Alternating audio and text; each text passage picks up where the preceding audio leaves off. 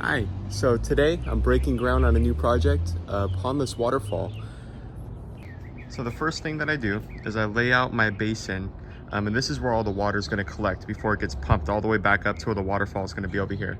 So I lay out just the bottom pieces of the aqua blocks, just to give me kind of an idea of my shape and size, and then I mark around it with spray paint. These aqua blocks, they're going to be, of course, all assembled and built up. They look like large egg crates when they're fully assembled. They just allow water to pass through smoothly. I also have my vault. This is where our pump's gonna go. It's also where when we go to clean this, you just drop your clean out pump right down in here and pump the water out. And then a pipe's gonna carry the water all the way up to where that orange is over there. That's gonna be the beginning of our waterfall. So the waterfall is gonna start up here where that orange rectangle is. It's gonna waterfall into that second area up here, and then that's going to waterfall into this large pooling area, and then that is going to waterfall into this creek, which is going to flow right down into the basin. As you can see, I have my work cut out for me. I have a lot of digging to do in this wet, muddy clay. So I'll see you soon.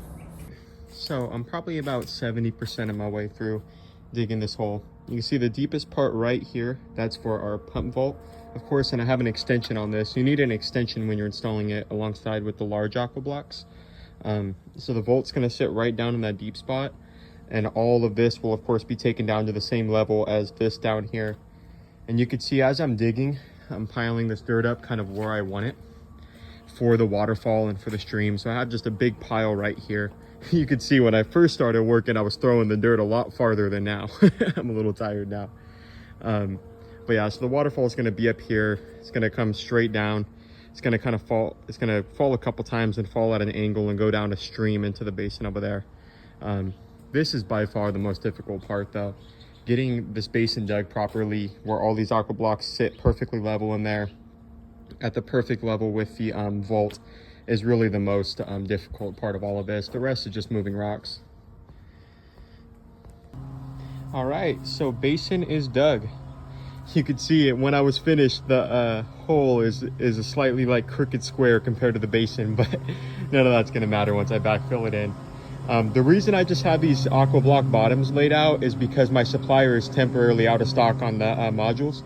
So I need to get 2 more, so I can't really assemble all these, but I just put the bottoms down so that I could know the size, the length and width and all of that.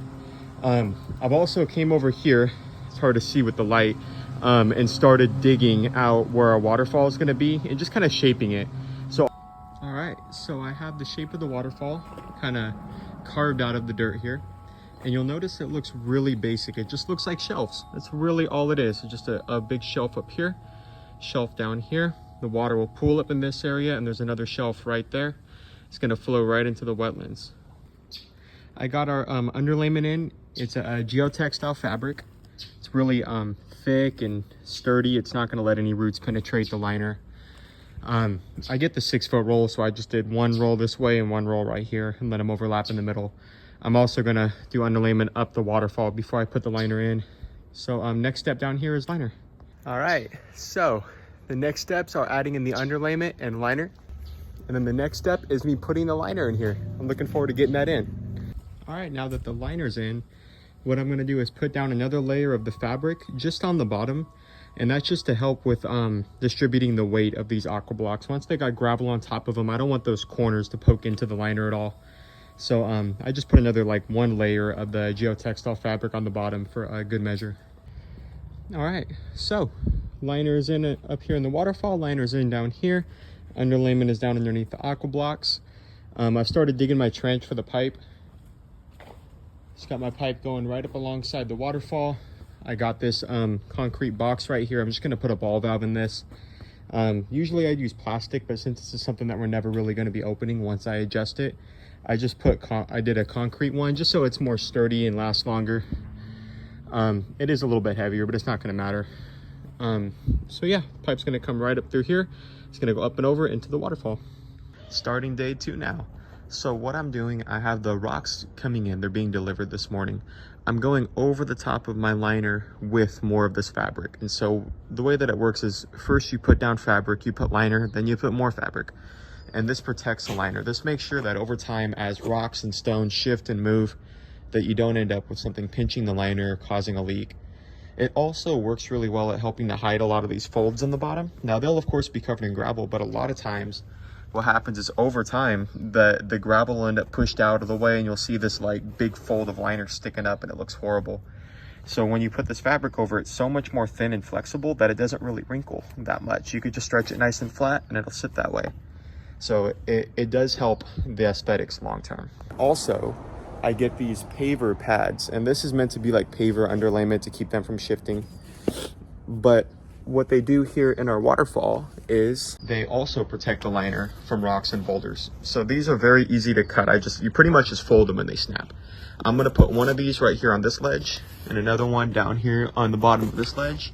And that way, as I set boulders on top, all that weight just squishes down into here. And if there's a really sharp pointy edge on our stone, how do I explain this? The shape of the stone will pretty much be absorbed into the cushion here. And so the sharp edge will just poke into this padding, but it's not gonna, of course, make any difference on the bottom side. And when we're placing really large boulders, this is really important, because this could be something that's not an issue today, an issue 5 years from now or 6 years from now. And we want to prevent that as well. So at this point, the waterfall is ready for rocks and boulders. I have the boulders coming in. They're going to be delivered here within an hour or so. You can see that I have my fabric coming all the way down. I have my padding on top of the fabric. An important thing to note is that you don't want the fabric to go against itself when it overlaps. You don't want the bottom piece coming up over the top like that, because what will happen is as the water flows, it's going to end up kind of peeling it up. It'll end up lifted up kind of like that, and that looks ugly. So we want it to all overlap smoothly, kind of like a shingle where the water just flows right over the top of it. And that way 5 years from now, 10 years from now, it still looks just as good as the day you installed it.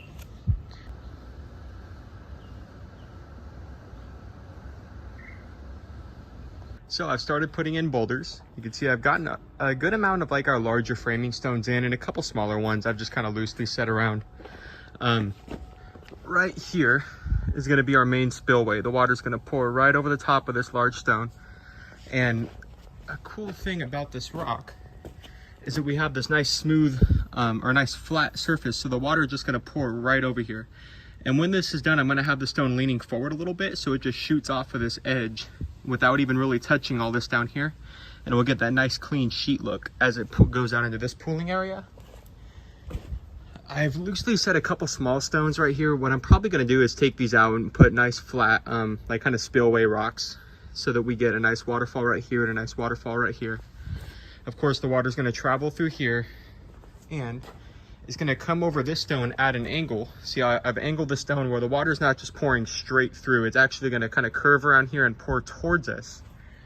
That way, when you're sitting back, this waterfall is still facing you, as well as all of these. So I got two of our big boulders in. I got this huge one right here, and I got this awesome one right here. And this is that one that we're going to be sitting on. So that's going to be a nice seat. You'll be able to reach over and touch the water. Another thing that I just kind of came up with, and so I'm doing, is I'm making a little bit of a cave right here. I'm going to stash a fern down in here and let it kind of grow out of this hole. And I think that'll look really cool, because that's the kind of thing that you see out in nature all the time. Ferns and plants growing out of a crack in a rock or something. And I'd really like to recreate that. I've made lots of progress so far. I've got the retaining wall in right here, and you can see I got these nice big boulders set and they're leveled. I went ahead and buried this whiskey barrel into the ground about halfway into the hillside. And all these plants that are in here, they're gonna get ripped out. They're just like some miscellaneous weeds and whatnot that's growing. And I'm gonna fill this with some ferns or some hosta, some kind of plant that's gonna like this nice shady, damp area. I'm continuing the retaining wall around the mound. So that's what I'm working on right now. And I'm about halfway around. I do gotta do this backside still, and it's gonna be a lot of work, but hopefully I'll get all this done today.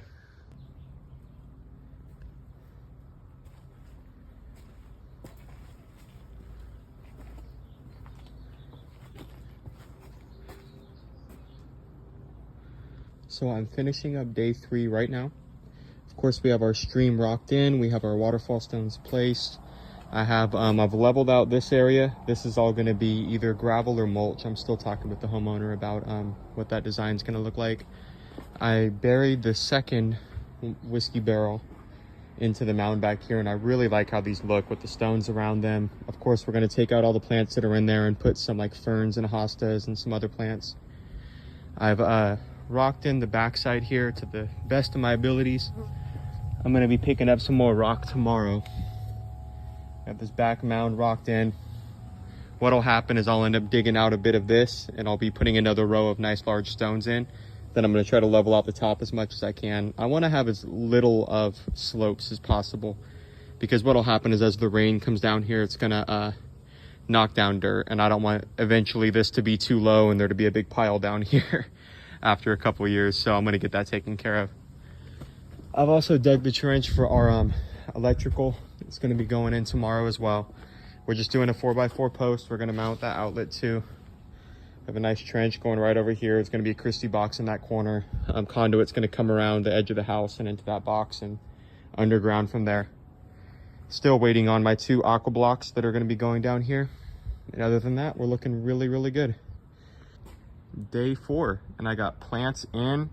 I'm loving how the plants look. I have a lot more planting to do, and I'm really, really loving how this is coming out. I got this cool piece of driftwood for down here. I'm gonna set this where the water just pours right over the edge of the driftwood.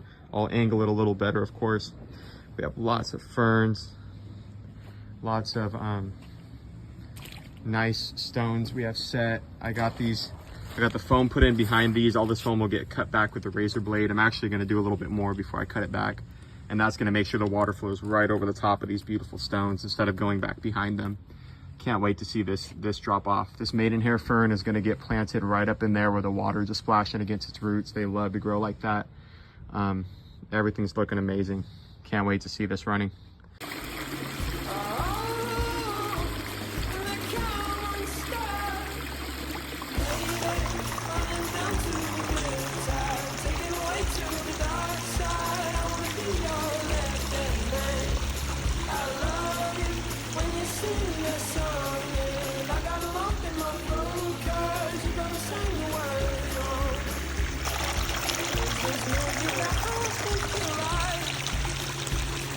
Sky to sky.